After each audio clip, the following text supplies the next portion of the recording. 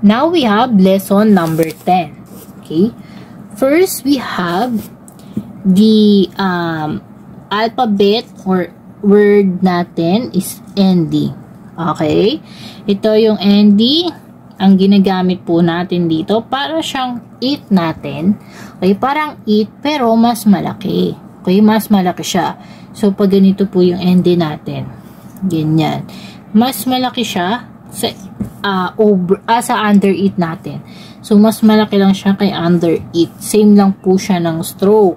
Okay? Pero mas malaki. So, that is ND. Ano ba yung mga words na may ND? Like signed, land, plant, trained, errand, friend, spend, happen, brand, kind, mind, bind, endorse. Basta yung kapag pinonurse natin siya, magkasama si N tsaka si D. Okay? So, sample, land. We have L-A-N-D. Okay? L-A-N-D. So, mas malaki siya kay under it natin. L-A-N-D. Okay? Pataas din po yan, ha? Okay? So, next sample tayo, we have spend. Have S-P-E-N-D. Okay? S-P-E-N-D. So, nakita nyo, di ba ito si letter P, as ito si N-D. Mas malaki siya. Kung ikukumpara mo si under it, ang kasize niya lang po is parang si letter S. Okay? Malaki lang siya ng onti kay letter S. So, ang under it natin, ito. Yan, under it natin yan. So, si N-D, mas malaki natin. Okay po.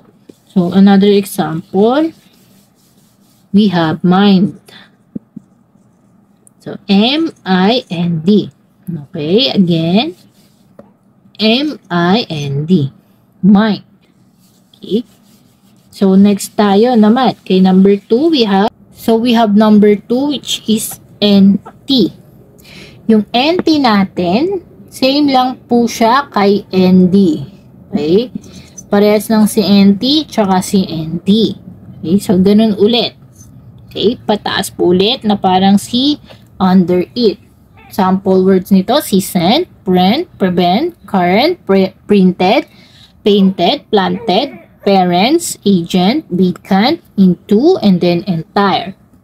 Okay, so sample si sent. S-E-N-T, S-E-N-T. Okay, sent. So, next, we have printed. Have P-R-E-N-T and then D. Okay? Kasi meron tayong E-D sa dulo. Okay? So, again, it is P-R-E-N-D then D. Okay? P-R-E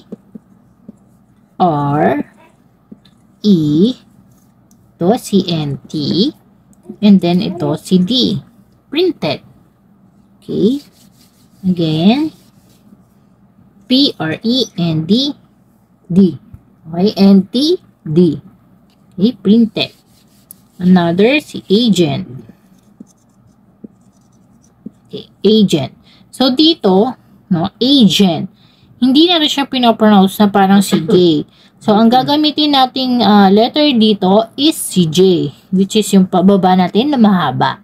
Okay, hindi po letter G or letter G, ha? Si agent, pag pronounce natin, si J ang gagamitin. So, we have A-J and then N-T.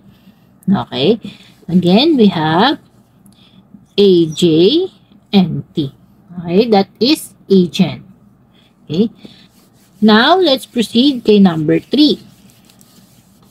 Now, we have SES, okay? Like yung words na senses, faces, places, prices, addresses, glasses, causes, chances, increases, necessary, okay? Kasama si necessary, and then reduces, produces, cases, and then services. Anything na SES, okay? Ang gagamitin natin, magkasamang S, okay? Yung ating left S and then si comma S. So, parang S pa din siya pag tinignan natin. Pero, ganyan na lang siya. Okay, ganyan na natin siya isusulat. So, pinag-combine natin si left S and then si comma S. Magiging ganito. Okay? So, senses. We have S-E-N, ses. S-E-N, ses. Senses. Another, si faces. F-A-S-E-S. Okay? Ses na. F-A-ses. Okay? Ito yung unang S and then yung another S. Okay? Another sample. We have prices. P-R-I, then ses. P-R-I, then ses. Again, we have P-R-I, then ses. P-R-I, and then ses. Prices. Okay, another. We have causes. And we have K-U, then ses. K-U, then ses. Okay. Next, we have si necessary. Okay, necessary.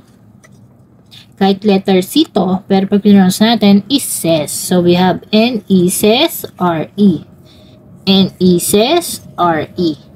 Necessary. Okay. So, next, we have cases. Cases. C-A-ses. Okay, C-A says. C-A says. Okay, that's cases. Says. So, C, pati yung sis, okay, and then sauce. Okay, same lang po siya na ginagamit natin. C, yung joined na S natin, okay? Ganyan din ang ginagamit kay sis and then sauce. Sample, si sister, basis, assist, insist, analysis, versus. So, sister. Okay, sister, we have sis, T, or.